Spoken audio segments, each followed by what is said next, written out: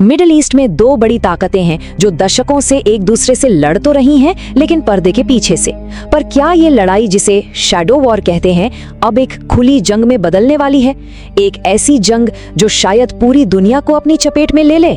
आज हम इजराइल और ईरान की इसी खतरनाक दुश्मनी की जड़ तक पहुंचने की कोशिश करेंगे।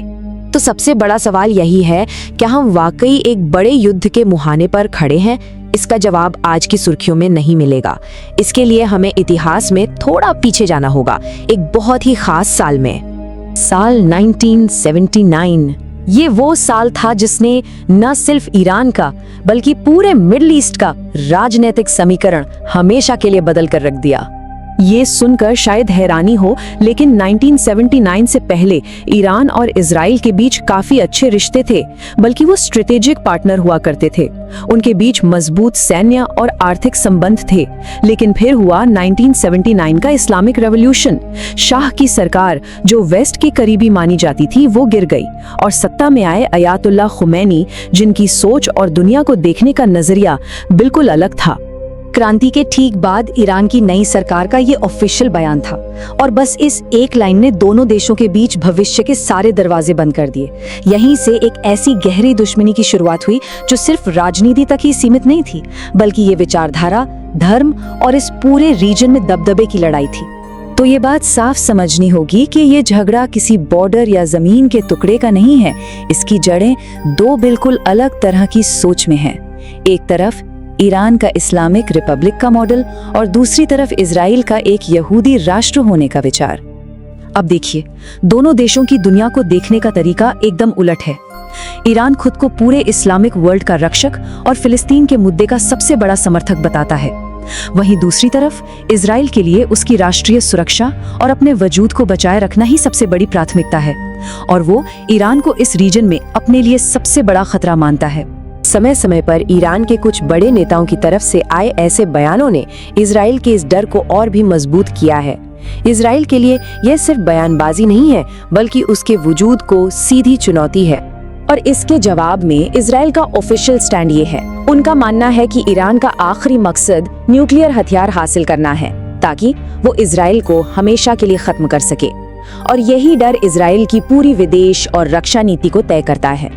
तो यहाँ एक लॉजिकल सवाल उठता है, अगर दुश्मनी इतनी गहरी है और दोनों एक दूसरे को अपने वजूद के लिए खतरा मानते हैं, तो फिर आज तक इन्होंने आमने सामने की जंग का ऐलान क्यों नहीं किया? इसकी वजह बहुत साफ है। एक सीधी जंग का मतलब होगा तबाही। ऐसी जंग में फौरन अमेरिका शामिल हो सकता है। खाड़ी देशों से तेल की सप्लाई रुक सकती है, जिससे पूरी दुनिया की अर्थव्यवस्था बैठ जाएगी, और ये लड़ाई एक बड़े क्षेत्रीय या शायद एक वैश्विक संघर्ष में भी बदल सकती है। तो ये सिर्फ खतरे नहीं है, ये वो नतीजे हैं जिनसे दोनों ही देश हर हाल में बचना चाहते हैं। और इसीलिए उन्होंने लड़ने का एक अलग ही तरीका निकाला है। इसे कहते हैं प्रॉक्सी वॉर।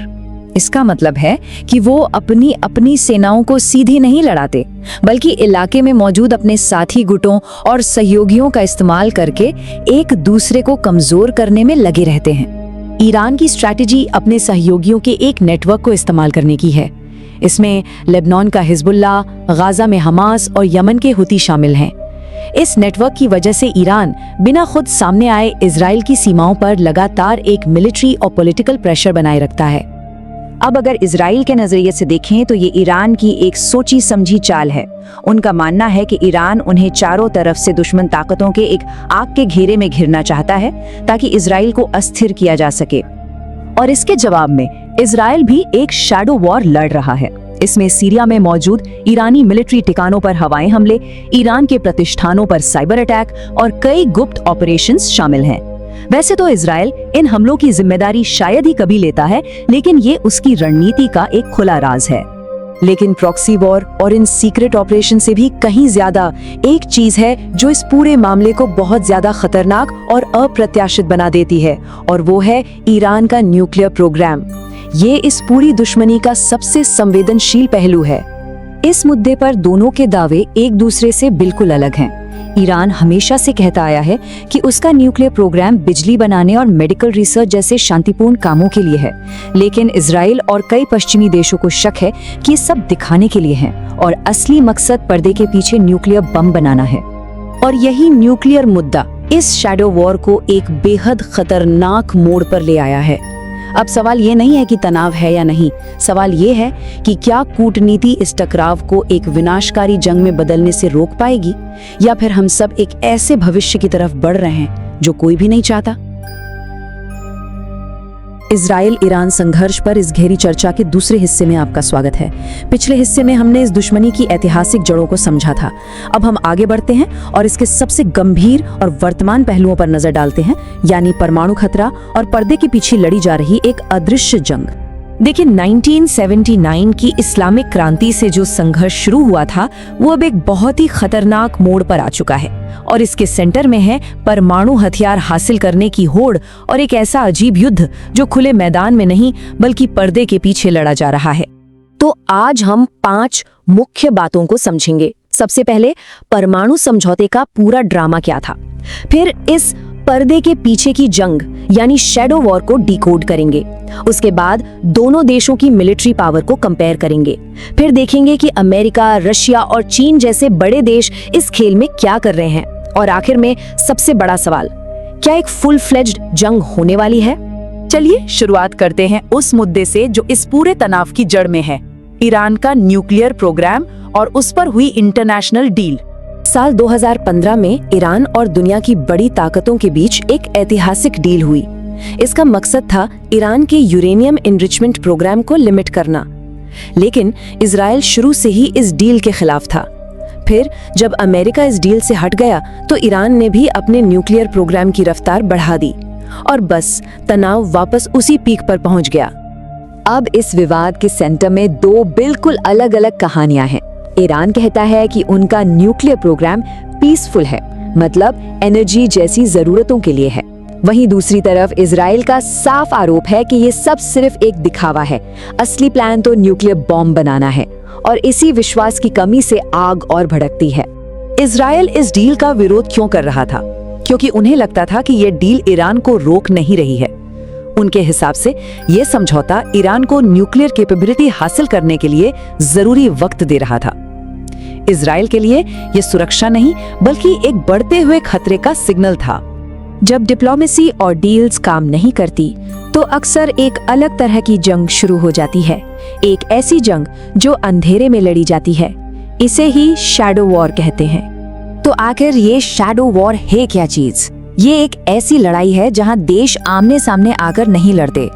इसमें सीक्रेट ऑपरेशंस होते हैं, साइबर अटैक्स होते हैं और प्रॉक्सी ग्रुप्स के जरिए एक दूसरे को कमजोर किया जाता है। ये एक ऐसी जंग है जिसे ऑफिशियली कभी माना नहीं जाता। इस शैडो वॉर में हथियार भी अलग होते हैं। इजराइल अक्सर सीरिया में मौजूद ईरानियन बेसिस पर हवाई हमले करता है और ईरान के न्यूक्लियर प्रोग्राम पर साइबर अटैक्स। वहीं ईरान अपने प्रॉक्सी नेटवर्क का इस्तेमाल करता है, जैसे लेबनान में हिजबुल्लाह और गाजा में हमास। इनके जरिए इजराइल पर प्रेशर बनाता है। और हाँ, ड्रोन्स और मिसाइल्स का इस्तेमाल भी इस इनडायरेक्ट वॉर का एक इम्पोर्टेंट हिस्सा है।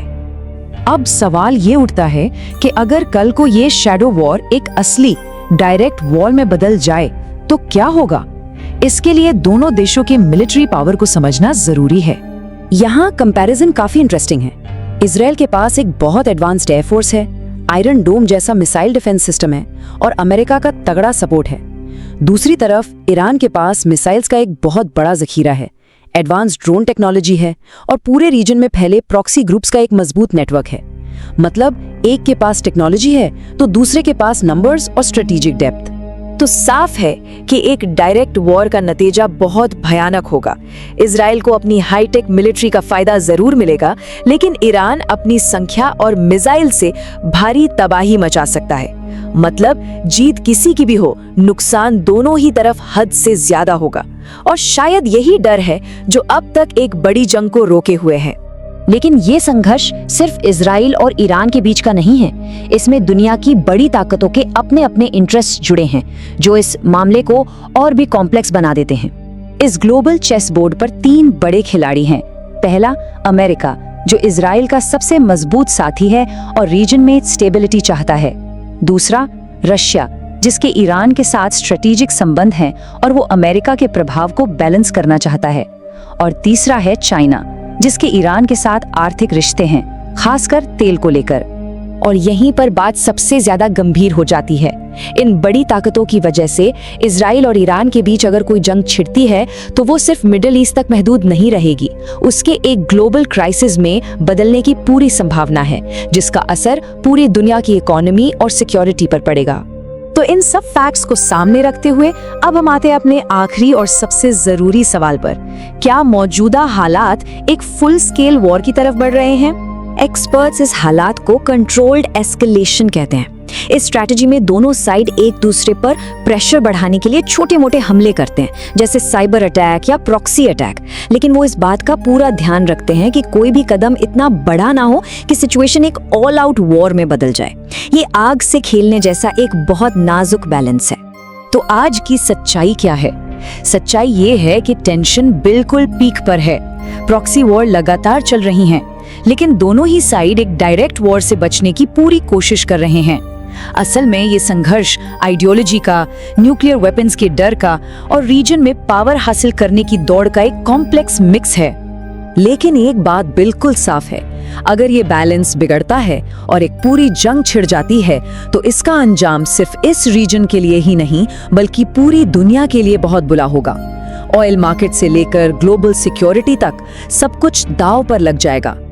और यही वो सवाल है जो सबके जहन में है। वो कौन सी रेड लाइन है, वो कौन सा ट्रिगर पॉइंट है जिसके बाद ये पर्दे के पीछे चल रहा युद्ध एक खुली और विनाशकारी जंग में बदल सकता है? इसका जवाब ही आने वाले वक्त में इस रीजन और दुनिया का भविष्य तय करेगा। तो तारीख है 1 मार्च 2026। मिडिल ईस्ट में एक नया और बहुत ही खतरनाक चैप्टर शुरू हो चुका है। देखिए, दशकों तक जो प्रॉक्सी वॉर, जो लुका छिपी का खेल चल रहा था, वो अब खत्म हो गया है। इजराइल और ईरान अब एक दूसरे के साथ खुली जंग में हैं। जो कभी सोचा भी नहीं जा सकता था, वो अब हकीकत बन चुका है। तो शैडो वॉर अब खत्म हो चुकी है। इस विश्लेषण में हम यही समझेंगे कि ये प्रॉक्सी वॉर एक सीधी जंग में कैसे बदली। हम बात करेंगे ईरान के सुप्रीम लीडर की मौत की, सीधे मिलिट्री एक्शन की, और हाँ, इस पूरे इलाके पर इसका क्या भयानक असर पड़ रहा है। ये सारी जानकारी जो हम दे रहे हैं, ये पूरी तरह वेरीफाइड सोर्स पर आधारित है। चलिए तो शुरू करते हैं उस खबर से जिसने इस चिंगारी को सच में आग में बदल दिया। ईरान के supreme leader Ayatollah Ali Khamenei मारे जा चुके हैं। देखिए, ये कोई मामूली घटना नहीं है। आयतुल्लाह खामेनी 1989 से, सोचिए, 1989 से ईरान के शासक थे। मतलब देश के मॉडर्न इतिहास में सबसे लंबे समय तक राज करने वाले नेता। और उनकी मौत हुई है तेहरान में उनके घर पर एक जॉइंट अमेरिकी इजरायली मिलिट्री स्ट्राइक में। और तो और ईरानी स्टेट मीडिया ने खुद इस खबर को कंफर्म किया है। तो अटकलों की कोई गुंजाइश ही नहीं है। ईरान ने क्या किया? उन्होंने 40 दिनों के राष्ट्रीय शोक का ऐलान किया है। अब ये सिर्फ कोई फॉर्मेलिटी नहीं है, ये एक बहुत पावरफुल सिंबल है कि देश ने अपने सबसे ताकतवर नेता को खो दिया है और इसका असर बहुत बहुत गहरा होने वाला है। तो जाहिर है, लीडर के जाने से एक पावर वैक्यूम बना। इसको भरने के लिए एक टेम्पररी लीडरशिप ने कमान संभाल ली है।